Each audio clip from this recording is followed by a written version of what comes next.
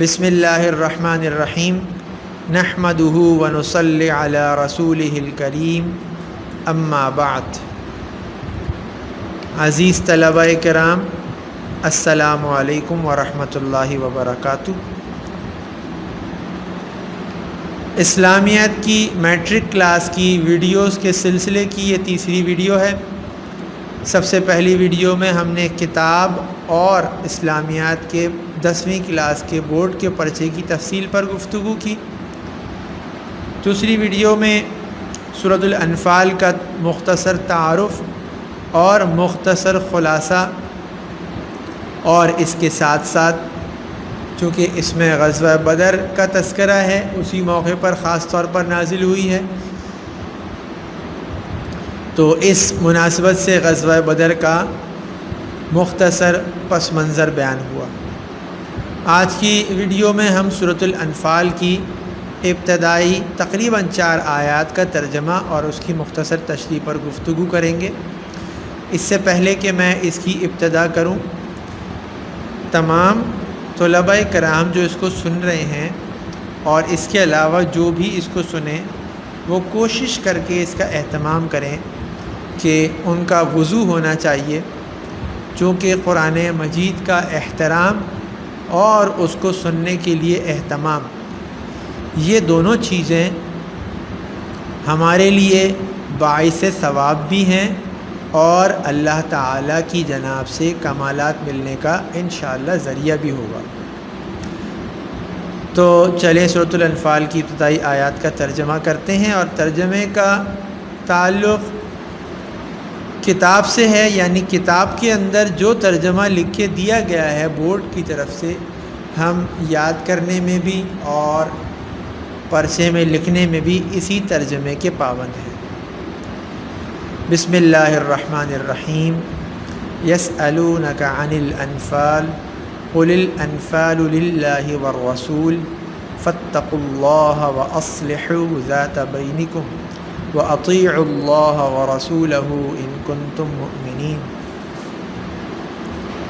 اے محمد صلی اللہ علیہ وسلم، مجاہد لوگ تم سے مال غنیمت کے بارے میں دریافت کرتے ہیں کہ کیا حکم ہے۔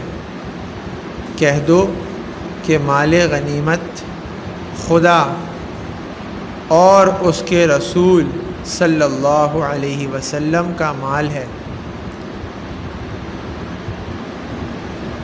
تو خدا سے ڈرو اور آپس میں صلح رکھو، اور اگر ایمان رکھتے ہو تو خدا اور اس کے رسول صلی اللہ علیہ وسلم کے حکم پر چلو۔ اس آیت میں اللہ تعالیٰ نے نبی کریم صلی اللہ علیہ وسلم کو براہ راست مخاطب کیا ہے۔ یسألونک، یسألون مجاہد لوگ سوال کرتے ہیں، اور کا یسألونک، یہ جو کاف کی ضمیر ہے اس کا مطلب ہے آپ سے، نبی کریم صلی اللہ علیہ وسلم سے۔ آپ عربی میں پڑھ چکے ہیں، مخاطب کی ضمیر ہے۔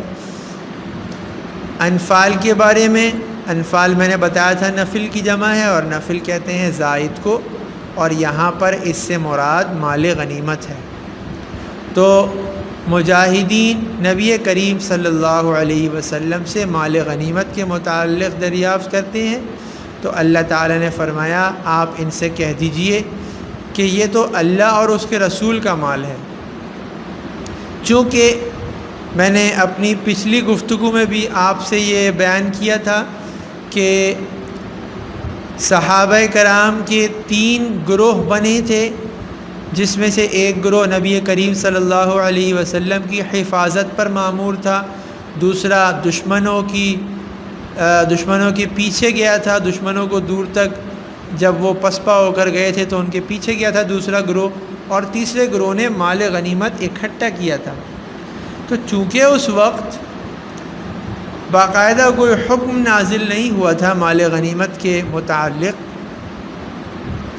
اور شاید اسلام سے پہلے نبی کریم صلی اللہ علیہ وسلم کی بعثت سے پہلے جو جاہلیت کا دور تھا اس میں شاید جنگوں میں مال غنیمت اکٹھا کرنے والوں کو ہی مال ملتا تھا، تو اس خیال سے شاید چند صحابہ کرام جنہوں نے مال غنیمت اکٹھا کیا تھا انہوں نے یہ سوچا کہ یہ ہمیں ملنا چاہیے، اور دوسرے جو صحابہ کرام تھے انہوں نے جنہوں نے دشمن کا تعاقب کیا تھا، پیچھا کیا تھا، ان کا یہ خیال ہوا کہ یہ ہمیں ملنا چاہیے چونکہ ہماری وجہ سے دشمن بھاگے ہیں، اور تیسرے لوگ جو نبی کریم صلی اللہ علیہ وسلم کے محافظین تھے ان کا یہ خیال ہوا کہ چونکہ نبی کریم صلی اللہ علیہ وسلم پوری مسلمان امت میں سب سے اہم ہستی ہیں اور ہم ان کے محافظ رہے ہیں، لہٰذا ہمیں ملنا چاہیے۔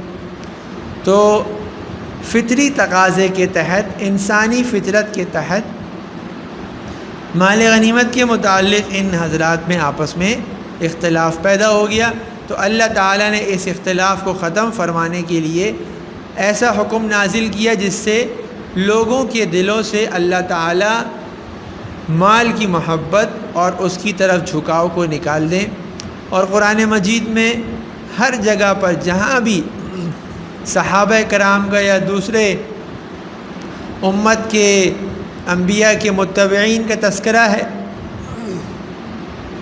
تو اس میں اللہ تعالیٰ نے لوگوں کو دنیاوی اسباب سے ہٹا کر اللہ تعالیٰ نے اپنی طرف متوجہ کیا ہے۔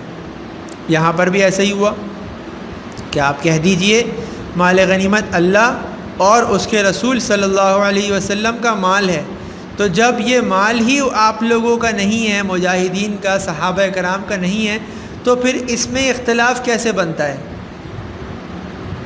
اور اس کے بعد اگلے جملے میں فاتقوا اللہ واصلحوا ذات بینکم میں اللہ تعالیٰ نے فرمایا آپ یعنی صحابہ کرام اللہ سے ڈریں اور آپس میں صلح رکھیں، یعنی اس ایسی چیز کی وجہ سے آپس میں اختلاف نہ کریں جو ان کی ہے ہی نہیں۔ وَأَطِيعُوا اللَّهَ وَرَسُولَهُ، اور جو اللہ اور اس کے رسول نے فرما دیا کہ یہ مال تمہارا نہیں ہے اس کی اطاعت کی جائے اگر آپ لوگ ایمان والے ہیں۔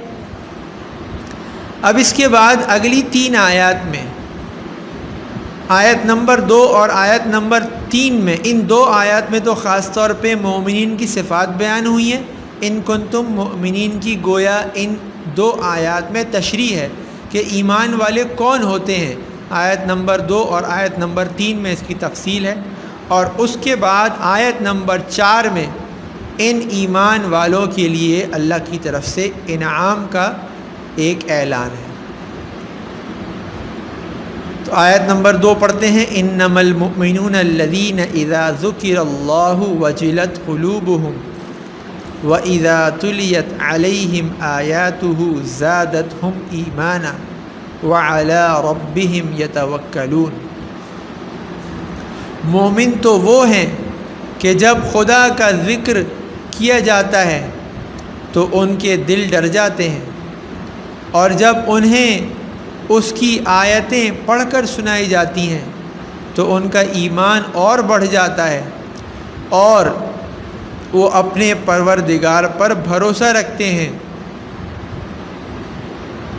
الذین یقیمون الصلاۃ ومما رزقناہم ینفقون، اور جو نماز پڑھتے ہیں اور جو مال ہم نے ان کو دیا ہے اس میں سے نیک کاموں میں خرچ کرتے ہیں۔ تو عزیز طلباء کرام، ان 2 آیات میں، آیت نمبر 2 اور آیت نمبر 3 میں مؤمنین کی 5 صفات بیان کی ہیں۔ آپ ان 5 صفات کو نمبر وائز لکھتے جائیے۔ میں آپ کو بتاتا ہوں، آیت نمبر 2 میں پہلی صفت کیا ہے؟ وجلت قلوبہم، یہ پہلی صفت ہے کہ ان کے دل ڈرتے ہیں۔ جب اللہ کی خدا کا ذکر کیا جاتا ہے ان کے سامنے تو ان کے دل ڈر جاتے ہیں، پہلی صفت۔ زادتہم ایمانا، ان کا ایمان بڑھتا ہے، کب بڑھتا ہے؟ اذا تلیت علیہم آیاتہ، جب اللہ رب العزت کی آیتیں پڑھ کر سنائی جاتی ہیں تو زادتہم ایمانا دوسری صفت ہے۔ اور تیسری صفت یتوکلون، بھروسہ کرتے ہیں۔ کس پر بھروسہ کرتے ہیں، رکھتے ہیں؟ علی ربہم اپنے رب پر بھروسہ رکھتے ہیں۔ تو آیت نمبر 2 میں 3 صفات بیان ہوئی۔ وجلت قلوبہم، ان کے دل ڈرتے ہیں اللہ کے ذکر سے۔ زادتہم ایمانا، ان کا ایمان بڑھتا ہے اللہ کی آیتیں سن کر۔ اور تیسری صفت یتوکلون، کہ وہ اپنے رب پر بھروسہ رکھتے ہیں۔ آیت نمبر 3 الذین یقیمون الصلاۃ ومما رزقناہم ینفقون، اس آیت میں اللہ تعالیٰ نے 2 مزید نشانیاں، 2 مزید صفات مومنین کی بیان کی ہیں۔ پہلی یقیمون الصلاۃ، کہ وہ نماز قائم کرتے ہیں، نماز پڑھتے ہیں۔ اور ینفقون، اس آیت کی دوسری اور آیت نمبر 3 اور 4 کی ملا کر 2 اور 3 کی ملا کر یہ 5ویں صفت بنتی ہے مومنین کی، یعنی اللہ تعالیٰ کے دیے ہوئے مال میں سے وہ نیک کاموں میں خرچ کرتے ہیں۔ تو عزیز طلباء، اللہ تعالیٰ نے ان کنتم مؤمنین کی تشریح میں 5 صفات بیان کی کہ مومن تو وہ ہیں جو اللہ کے ذکر سے ڈرتے ہیں ان کے دل، اور اللہ تعالیٰ کی آیتیں سن کے ان کا ایمان بڑھ جاتا ہے، اور وہ ایمان والے تو وہ ہیں جو اپنے رب پر بھروسہ کرتے ہیں، اور ایمان والے تو نماز کی پابندی کرتے ہیں، نماز پڑھتے ہیں، اور جو کچھ بھی اللہ نے انہیں دیا ہے تھوڑا بہت اس میں سے وہ نیک کاموں میں خرچ کرتے ہیں۔ تو اس سے یہ سمجھ میں آیا کہ اے صحابہ کرام، اے نبی کریم صلی اللہ علیہ وسلم کے جانثار دوستوں، آپ تو ایمان والے ہیں۔ جب آپ کے سامنے یہ ذکر ہو گیا کہ یہ مال غنیمت اللہ کا ہے تو آپ کو فوراً ڈر جانا چاہیے، اور جب آپ کے سامنے یہ بات بیان ہو گئی کہ اللہ تعالیٰ نے اپنے رسول صلی اللہ علیہ وسلم کو یہ مال دیا ہے تو آپ کا ایمان بڑھ جانا چاہیے کہ اس مال کو اللہ نے ہمارے پیارے حبیب صلی اللہ علیہ وسلم کو دے دیا۔ اللہ کی آیت سن لی ہم نے، ایمان والوں نے، اور ہمارا گزر بسر کیسے ہوگا اس میں آپ فکر نہ کریں۔ وَعَلَىٰ رَبِّهِمْ يَتَوَكَّلُونَ، آپ تو بھروسہ رکھنے والے ہیں چونکہ آپ ایمان والے ہیں، اور آپ کی رغبت زیادہ کس کی طرف ہونی چاہیے؟ یقیمون الصلاۃ، نماز کی طرف، کیونکہ نماز تو اللہ کی ملاقات ہے، اور مال کی محبت نکالنے کے لیے دلوں سے اللہ تعالیٰ نے مسلمانوں کو نیک کاموں میں خرچ کرنے کا طریقہ بتایا کہ جب مسلمان اللہ کے دین کے لیے اپنے تھوڑے بہت مال میں سے جس کو جتنا ملا، جس کو 1 روپیہ دینے کی توفیق ہوئی اس نے 1 روپیہ دیا، جس کو لاکھوں کروڑوں دینے کی توفیق ہوئی اس نے وہ دیا، تو اس کے دینے سے مال کی محبت اس کے دل سے نکل گئی، اور اللہ تعالیٰ تو یہی چاہتے ہیں۔ اس کے بعد جب مومنین کی یہ 5 صفات بیان ہو گئیں تو اللہ تعالیٰ نے اب آیت نمبر 4 میں مسلمانوں کو خوشخبری سنائی، اور ان کے لیے ایک انعام کا، بلکہ 3 انعامات کا اعلان کیا، اور اس اعلان سے پہلے اللہ تعالیٰ نے ایمان والوں پر مہر لگا دی۔ دیکھیے، اولئک هم المؤمنون حقا، یہی سچے مومن ہیں، یعنی جو ان صفات کے حاملین ہیں، نبی کریم صلی اللہ علیہ وسلم کے پیارے صحابہ کرام، یہی سچے مومن لوگ ہیں۔ لہم درجات عند ربہم ومغفرۃ ورزق کریم، اور ان کے لیے پروردگار کے ہاں بڑے بڑے درجے اور بخشش اور عزت کی روزی ہے۔ اب اس جملے میں اللہ تعالیٰ نے 3 انعامات کا اعلان کیا۔ پہلا انعام کیا ہے؟ لہم درجات، ان کے اللہ تعالیٰ کے ہاں بڑے بڑے درجے ان کو ملیں گے، ایمان والوں کو۔ دوسرا مغفرۃ، ان کی بخشش ہوگی، ان سے کچھ نہیں پوچھا جائے گا کہ انہوں نے زندگی میں کیا کیا۔ ورزق کریم، اور ان کو عزت کی روزی ملے گی، یعنی دنیا میں بھی عزت کی روزی ملے گی کہ دنیا میں ان کو بے عزت نہیں ہونا پڑے گا، اور آخرت میں جنت میں ان کو اللہ کی نعمتیں ملیں گی۔ تو وہ بہترین نعمتیں عزت کی روزی ہوگی۔ تو عزیز طلباء، اللہ تعالیٰ نے ایمان والوں کی حوصلہ افزائی کے لیے اور ان کا دھیان دنیا سے اور مخلوق سے ہٹا کر خالق یعنی اللہ تعالیٰ نے اپنی طرف لگانے کے لیے انعامات کا تذکرہ کیا۔ انشاءاللہ تعالی آئندہ کی ویڈیو میں ہم مزید آیات کا ترجمہ اور مختصر تشریح کریں گے۔ مجھے امید ہے اللہ رب العزت کی ذات سے کہ انشاءاللہ میں آپ کو یہ اب تک کی جو آیات ہیں یہ سمجھا سکا ہوں گا۔ یقیناً کمی بیشی رہ گئی ہوگی، قرآن مجید کے مطالب تو اللہ تعالیٰ کے ہاں بہت زیادہ ہیں۔ اب تک کتنے لوگ اس دنیا میں آ چکے ہیں جو تشریحات کر چکے ہیں، لیکن پھر بھی اتنے پہلو رہ گئے ہیں۔ اللہ تعالیٰ سے دعا ہے کہ اللہ تعالیٰ مجھے اور آپ کو قرآن مجید کا فہم عطا فرمائے اور قرآن مجید کو سمجھ کر پڑھنے کی اور اس پر سمجھ کر عمل کرنے کی توفیق عطا فرمائے۔ السلام علیکم ورحمۃ اللہ وبرکاتہ۔